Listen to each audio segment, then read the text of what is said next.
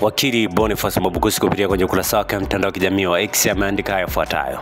Anasema baba wa kanisa nalotokana na kwenda kwa watu. Salamu za pole kufuatia kifo cha baba mtakatifu Papa Francis.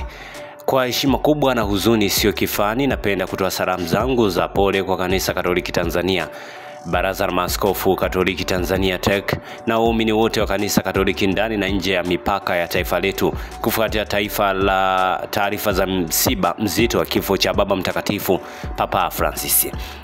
Baba mtakatifu Francis alikuwa kiongozi wa kipekee aliyesimama kidete kwa ajili ya amani, huruma, haki za kibinadamu, maskini, mazingira ya dunia. Aliongoza kanisa la Kikristo kwa unyenyekevu wa hali ya juu, busara na maono ya kiroho yaliyogusa mamilioni ya watu duniani kote bila kujali imani au mataifa yao.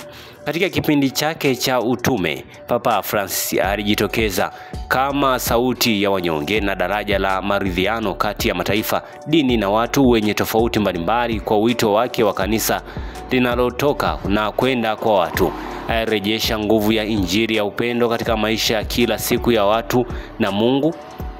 Kwa msiba huu duniani, tumepoteza kiongozi mashuhuri wa kiroho, mzalendo wa imani na baba wa kweli kwa taifa na familia ya kibinadamu. Naungana na familia ya Kanisa Katoliki Tanzania duniani kote kuomboleza msiba huu, huku nikimwombea Mungu wa rehema ampokee Baba Francis katika raha ya milele alikostahili kwa kazi njema alizozitenda. Amepigana vita vilivyo vizuri, amemaliza mwendo, ameilinda amani. Timotheo 2 mstari wa 4 hadi wa 7. Asante kwa kuifuatilia Baharia TV.